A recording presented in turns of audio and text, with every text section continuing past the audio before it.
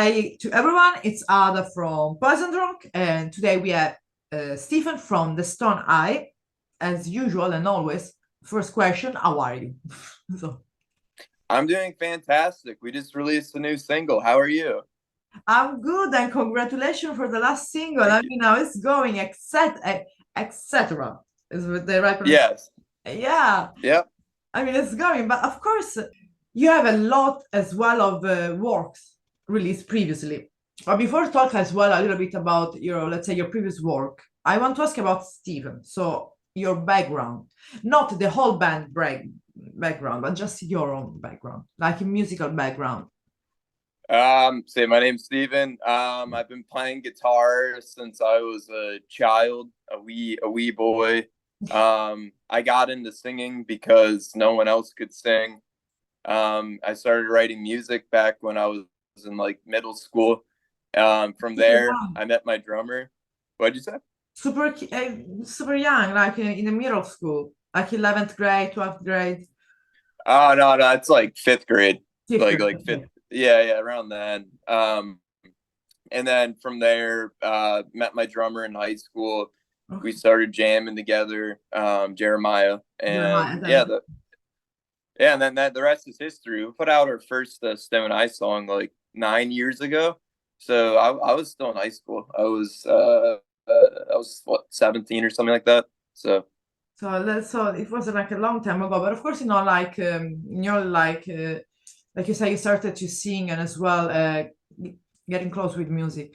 What do you remember or think that was a moment then when you realized that Stone Eyes there could be something bigger than just a simple, let's say, young teenage project or band? I mean, not to sound full of myself, but I mean, I had always envisioned like trying to like make it quote unquote bigger. I mean, that's always been my goal, you Yeah, know. Yeah, like because I don't know, I always thought the music was decent, so yeah. I wanted people to hear it, you know. And I mean, I love doing it. So yeah, I mean, I don't know. It's always been the goal to try to expand the reach of the music. Yeah. So yeah. Yeah, because as well the genre you are like let's say producing, putting out there is not something like like too heavy. It's something that it's kind of for everyone.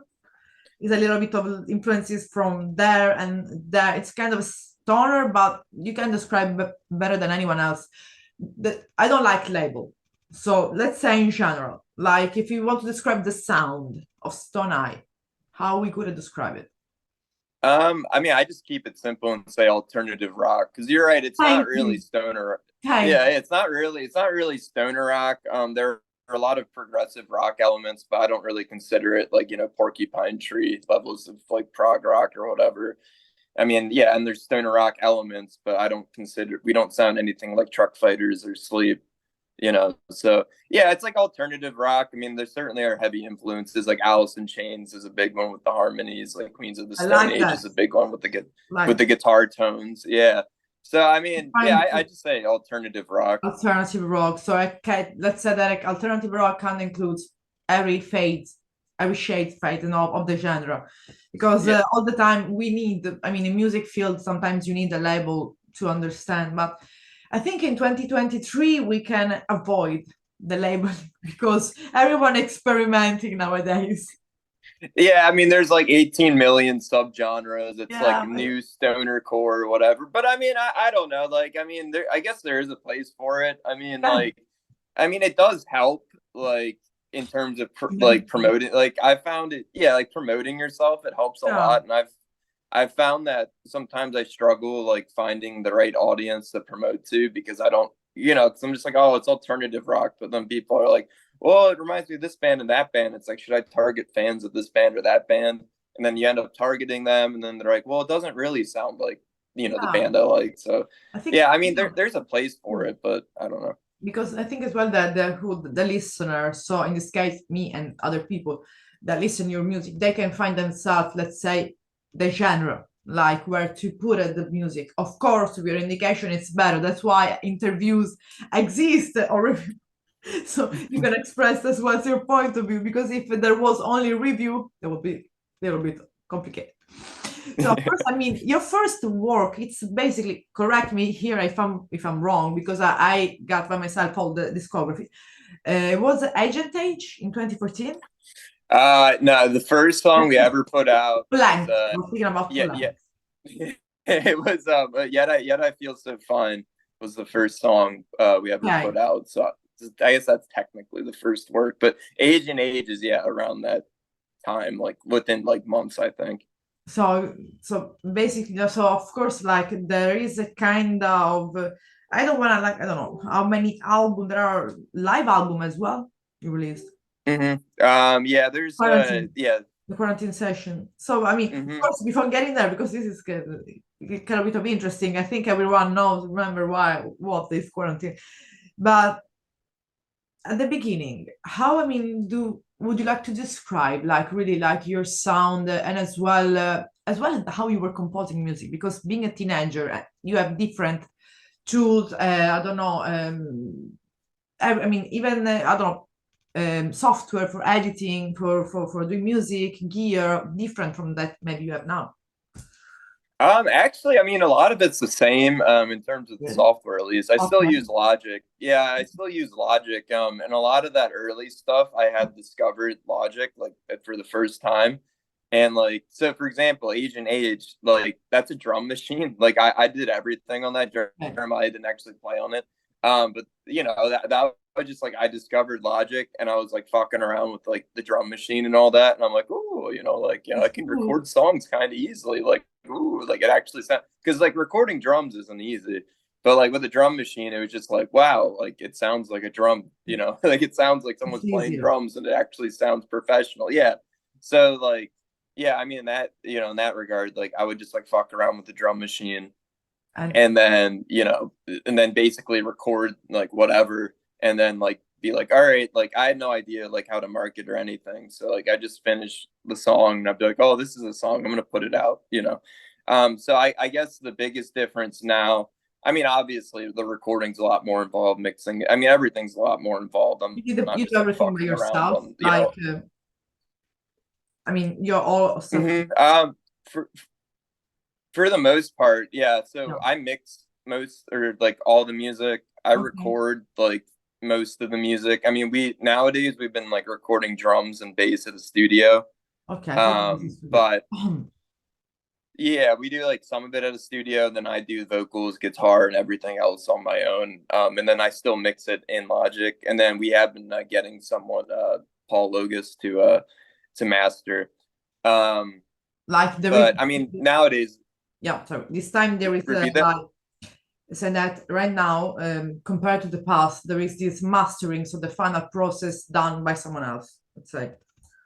Yeah. I mean, yeah, exactly. And back then I had no idea what the fuck mastering was. So I mean, it's just like a lot more involved now. And Yeah, then of obviously course. there's like marketing and like PR that I think about, which I didn't think about back then. So I mean, it's kind of the same, but it's a lot more involved now. Is the Yeah. short way of that. Yeah, and of course, like I said, there are several as well full length that like Poison Apple, The Meadow. If every time I say if we're going to dig it in each full length or EP that has been released, we got lost because we lose the main core of the interview of everything. But it's important to give a background to the people as well of the band. So let's, of course, I want to focus a little bit about the quarantine session live, because this includes as well that you played live. Of course, you did Mhm. some gigs. So quarantine volume, the session one, volume 1 and 2 are basically a collection of your single as well as I think your music live performances. So Mhm. how is a performance live of the Stone Eye for anyone that never saw you live? So I am here, not even can barely imagine how it's song called Stone Eye live. How it's that really your live. I mean, these are preparations. Just do the fuck you want. It's pretty like we put out a set list and then we go and every or Okay, every that's good. set is different. I mean it really varies like set or show to show, and I feel like there's also periods too. where I find like, you know, from this period of playing live to that period of playing live, we were doing something like, for example, for a little bit, we were doing like, we'd play only in our underwear. Like, so we were doing that for a little bit. We'd get butt Like ass you were naked with like, identity. You were an identity. yeah, yeah. We put the tidy whities and just play in those for a bit. Like we went through that phase. And then like the phase we're in right now is like we've been like doing these like long ass jams like Yeah. elder style at like the end of like, you know, the set. Like, you know, so we're like cutting a few songs off just to like do a 10-minute jam and like see what happens for the fun of it. That's So cool. I mean That's yeah. cool. So, yes. And then in terms of like the music, like we do try to, I mean, like right now we're playing as a three piece. We've alternated between four and three piece, but right now as a three piece, you know, the songs are a bit more raw live because Okay. obviously you don't have like all the overdubbing and all that, and we don't play the tracks or anything. So yeah, I mean it just yeah I don't know. It's just like we set up and play, and then you Yeah. know yeah it just happens. Yeah, of course. And I mean, I think about for what can you say? I can imagine that your life is pretty fun. That's your life. Yeah. Let's say your shows. That's pretty fun. That's important because you can as well entertain and create a connection with the crowd and as well involve them. But of course, you mentioned that there are as well some other musician live as well. Of course, you need a bag. So usually are fixed member or you friends that you pick for different occasion in life. They can let's say vary and change during the years, or is just always the same persons. So Jeremiah, the drummer, has Mm. stayed the same. He's Okay. like the one it factor, and then everyone else, it's been like, you know, we have someone playing bass for a couple of years, and then they leave, Okay. and then you know have someone playing guitar for a few years, they leave. So like from 2020 to like early this year, Okay. we were rolling as a like proper four piece, and then we lost the bassist, and then we lost the guitarist, and then we got another bassist. Okay. So I mean, Okay. it's like a fluid thing. Yeah. Like then that it goes back to what I was saying to the live show with like you know I kind of see it as like different like you know So stages you know because like yeah. yeah the show evolves with different musicians you know playing. So So let's say that the core of the Stone Eye is just you and Jeremiah. yes Yeah. yes like the two latest singles Raindrops and etc. Like it's Yeah. just us two playing on them. It's just both of you, just you. I mean, even for the bass and all the rest. Yeah, so I did. So Jeremiah, he does all the Right. percussion, and then I do everything else. Okay, congratulations. It's not easy. Okay.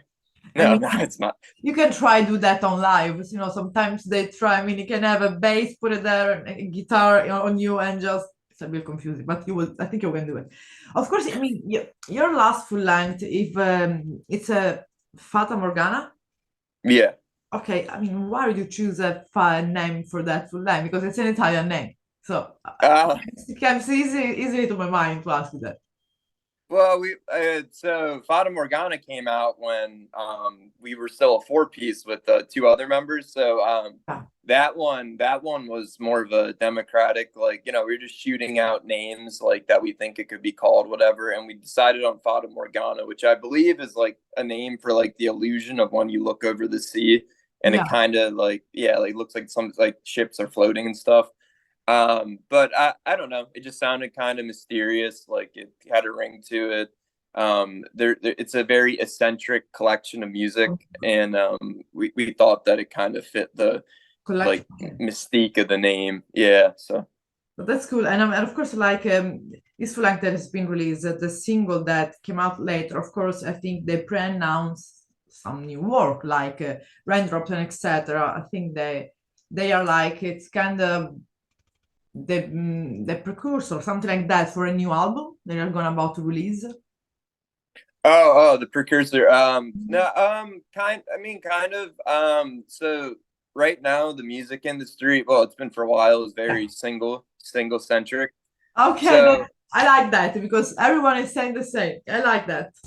Yeah. yeah, so like we've done so many albums. Like I was just like, oh, it'd be fun to just do singles, like, you know.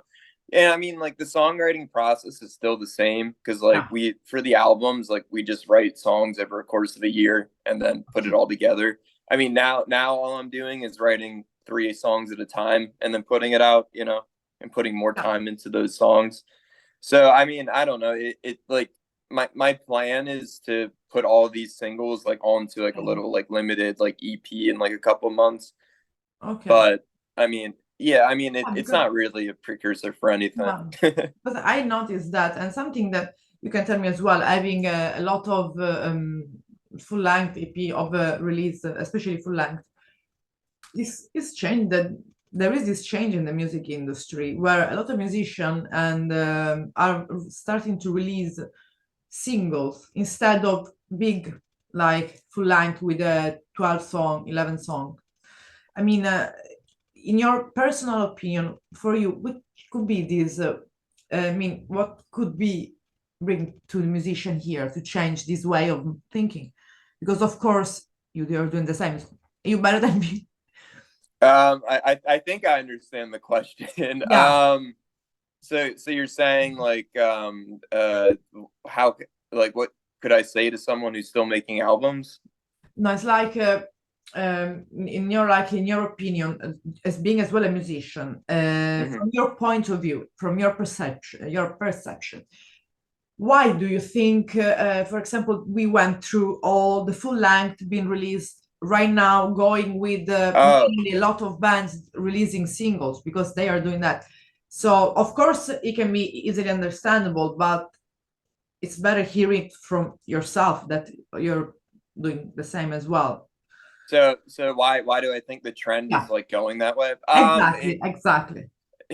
It's because of the streaming platforms. Okay. That's really the answer. Because I mean, it's all about working the algorithms, and the algorithms uh look more kindly upon No. the consistency versus volume all at once. So when you drop an album, it's like, all right, I dropped an album, then I'm like silent on the platform, so the algorithm doesn't get to work you for however long. Versus if you like release singles consistently, the algorithms within like Spotify, like they'll start like picking up on trends of listeners and then sending like people who don't know your band like your way Exactly. on like listening to like so and so artist radio or like Discover It's Weekly or important. whatever. Yeah, so it's all like algorithms and like release. And also it's like we're in the age of like TikTok and like Instagram and like instant gratification. So I mean the average music consumer isn't like listening to an entire album. They're listening to Yeah. it like one song.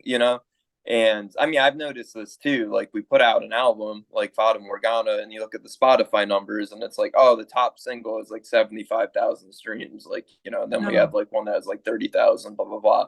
And then if you go to the non singles, it's like 100 Um, streams, I'm because like, saying, yeah, yeah, yeah. yeah, And from my perspective, like because you make an album, you're like, wow, I want everyone to hear all these songs, but like what happens is if it's on a single, people aren't listening to it. um, So I'm like, oh, like I wrote a really good song and want people to listen well, to it. Like if I release it as a single, they'll listen to it, yeah, because I it really gets all like, the yeah, attention.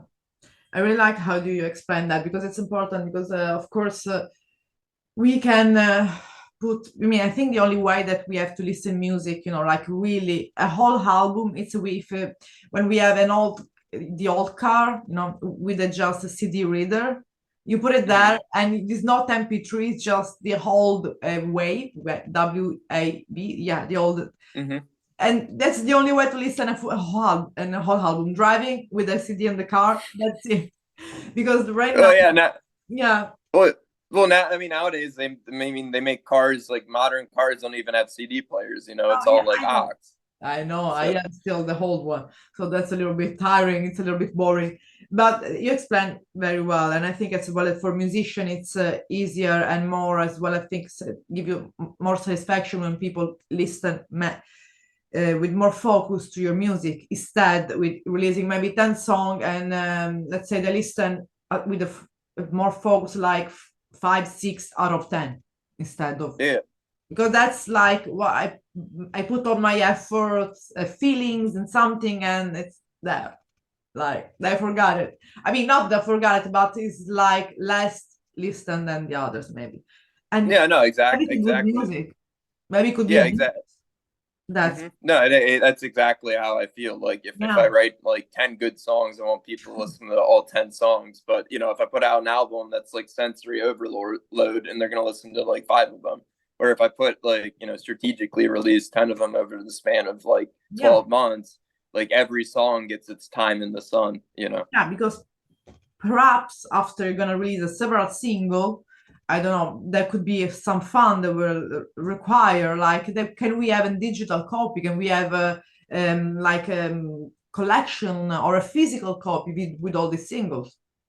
And now Hmm. it's easier, you know, like okay, we just pick the singles you want, and there would be some fun, something fun, like and something good, like a kind of the best of, like Well, yeah, and that's kind of what, yeah, what I was thinking for like, you know, yeah, raindrops, etc. And then like what comes okay. next is to like kind of make like, you know, like a little EP out of like, you know, the few of the singles and sell like those, you know. But collecting as well topic, like as well the lyric wise, or like without Well, just like a collection of like all the okay, singles that aren't being put on an album, then releasing the singles as like an album format. So you kind of get the best of both worlds for the people who want to experience like the album experience from start to finish.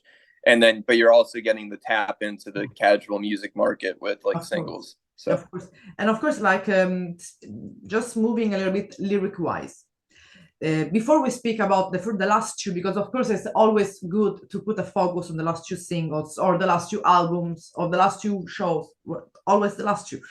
But lyric wise, in all the your career, so nice career, I think you are the one that wrote the lyrics.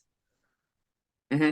So Yep. lyric wise, where you're moving towards, it's more like let's say personal experience, or it's like what the world is happening, what influenced you to write, how to write. I so it started off where it was kind of just wordplay for literally everything. So I just be like, "Oh, that sounds cool," and then like, you know, like rhyme it, and there wouldn't really be like a meaning behind any of it. Nowadays, I do try to be a bit more autobiographical with the lyrics in terms of like, you know, I do try to like, you know, paint a picture or a portrait based off of a theme that I'm feeling. Yeah, So yeah, I'd say that. I mean, lyrically, I mean, it varies song to song, but generally nowadays there at least is some motivation behind the lyrics. Where back in the day, it was kind of just like yeah. throw words at a piece of paper and then you know what sticks. Something really And I mean, I still do, dramatic, I like still do that. I still do that, but it's not as it's not yeah, like of literally course, every line, you of know. course. And about, of course, like raindrops that you release on September. So Mm-hmm.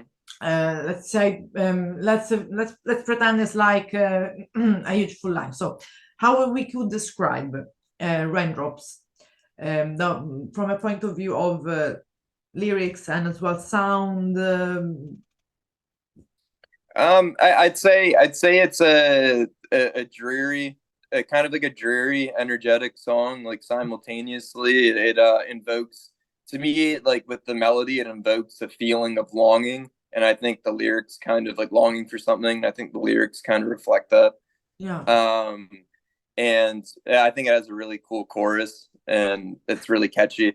I mean, I like catchy stuff. So like, you yeah. know, and They give you I good like kind of, vibes. They give you good vibes. yeah, and it has like a melancholy kind of, As well you too. know, yeah, like a melancholy kind of like thing to it. So like kind of like early Smashing Pumpkins or whatever. So like, yeah, I mean that's like the About kind of stuff that I things like like. So yeah, and about etc. So because of course it's the last release. So etc. We use it say like etc. Okay, etc. etc. etc. So mhm. what is about etc. Oh, etc. Well, the name of etc. is literally just from the demo. We just like say random stuff. And we That's you know cool. we're just like, That's oh, cool. so well, our bassist at the time when we initially wrote it, we were like etc. And then he was saying it was like something traffic cone. So I forget what he said, something, but like, oh, eccentric traffic cone was like what we called it. So we just stick. I just stuck with etc. for a name because I thought it was a cool. a cool song title. Lyrically, it's about how do I describe it? This relationships, not like romantic relationships, but just like relationships with individuals at the time of writing, and like, you know, just venting like my feelings in the sly sort of way, you know. Okay. So, but that's I mean, as well, like you got involved. I mean, the influences from the music, like we said, from the lyrics, comes from your, let's say, right now, from your personal experience, from your life, Mhm. daily life, I think. But from the music, of course, because you mentioned interesting name like Smashing Pumpkins. Before you mentioned as well Alice in Chains. I'm an older grunge fan, so I hearing these names wake me up a little bit. So if we want to say, because of course, if I ask you the influences of Stone Eye, are as well the same influences of Steve? Yeah, I mean, well, I mean, obviously Jeremiah plays a big role in like Of the course, yeah. influences too. But yeah, I mean, I don't know. I'm a big grunge fan, big alternative rock fan. Let's let's pick up your favorite three band grunge. Oh, favorite three grunge bands. Alice in Chains, Soundgarden. Well, I mean, and then you can only technically really pick, you know, if we're going Seattle four, but probably put Nirvana. You know, Of yeah, they course, yeah. kind of a vanilla list, but I mean, they put out great albums, so like I don't know. Yeah, yeah. I mean, I like Stone Temple Pilots a lot, but people are like, oh, Exactly. that's not grunge, but yeah, no, He was into the grunge scene anyway. yeah, but people, But I well, mean, they're not from Seattle, so people are like, ah. So, but I feel like that public perception has changed a bit. I mean, like for example, Purple's a fantastic album. I love that album. Their second record, the but yeah, about but the yeah. so but for more like, yeah, grunge is a huge influence on me. Alternative rock. I love things like jazz. I love big band music. I like some classical music. I like bands like Ween, and Ween's like all over the place. I like some indie rock. I mean, I like a lot of stuff, Okay, prog okay. rock. So So let's say that we can, I mean, like prog rock, like, because of course we always to explain what is some things, because sometimes prog rocks got confused with prog, for example, I don't know, prog metal. Sometimes, you know, especially the teenage guys, girls confuse these things. So to clarify, for example, prog rocks, which band influenced you in that kind of, let's say, genre area? like Steven Wilson and Porcupine Tree, like I was Okay, saying that's earlier, amazing. King Crimson, Okay. Rush, you know, bands like that. So that's important, because sometimes every time I do an interview, there is always someone that say, "Oh, prog rock like Dream Theater," and they're not prog rock, and then you find out there is only 15 years old. So it's always good to explain things. Yeah. But yeah, and as far as we're talking about live shows, what can we expect from the Stone? We can. Um, You're planning something? so in terms of like upcoming plans, I mean, we're playing Yeah. locally and regionally all the time. Like we're Okay. playing a show in a couple of weeks. In regards to tours, nothing's in the works yet. But I mean, I expect to, you know, go out for a bit next year when an offer arises. But right now it's just there hasn't been anything. So So so always like all around Philly and that Philadelphia, and that's it. yeah, within like a 4 hour region is Yeah, what we're like, you know, focusing on right now, just playing in the area. And then yeah. for touring, we, you know, we toured like across the country this summer. So we went from East Coast to West Coast. Okay, so that And was you know, touring. yeah, and then also we're thinking about playing like a one-off show in Puerto Rico in a few months if things go to plan. And yeah, so I mean, we're always like working on things right now, but I don't have any definitive plans that I'm Yeah, ready to share quite yet. and of course there is a plan of releasing some other single, like briefly, or just right now you're gonna enjoy Etc. Raindrops, or you already planned another one? Yeah, so we have two more songs Okay, that are like in the mixing phase, and okay. yeah, getting all cooked up, ready to go right now, and they'll be out by early to mid January. Okay, so in 2024, we're gonna see the new. Yep. That's cool. That's cool. So Stephen, so basically we're gonna wait for the release of your next singles, but in the meantime, everyone can find out your single, I guess, in each platform for sure. Mm-hmm. Yeah, Etc. is available on everything. We have merchandise too for the release. Yeah, on the Stone Eye Fourth Wall. It's a website. Or if you go to our website and press merch, thestoneye.com, that's probably easier. I should probably just be saying that. But we have merchandise for the release. We have t-shirts. We have these like cool little limited run of like vinyl postcards. And it's like a postcard that has a single like on the postcard and a personalized message on the back. It's really, I don't even know how to explain it. It's literally a postcard that plays. I'm gonna put the link in the bio, of course, so that people can reach easily. Otherwise, they have to Google. Yeah. So just thestoneye.com and then press merch and then bam. And then the songs on everything. So I mean, what can I say? It was really, Stephen, pleasure to meet you. And it was fun because sometimes, it's just like a chill, easy, smooth interview. And of course, we're gonna do an updating where the next 2 singles are gonna be out. And maybe there will be some live, and we're gonna talk a little bit more because it's good it's important to understand as well your background and the band background. But in the second interview, we could speak better as well about the technical part of the music, and as well bring Jeremiah too. So we are all together. It's even better. Yeah. Okay. Yeah, exactly. I'm down. That would be super cool. Doing something like about your influences, like if his influences is your influences, it's top 5 album, your top 5 album, I'm gonna put you both in difficulties. So yeah, I'm down. Let's do it. Okay, perfect. So thank you so much. Have a beautiful day and wish you the best for these singles. It was really a pleasure. Pleasure's all mine. Thank you. Thank you. See you soon. Bye. Bye. Bye.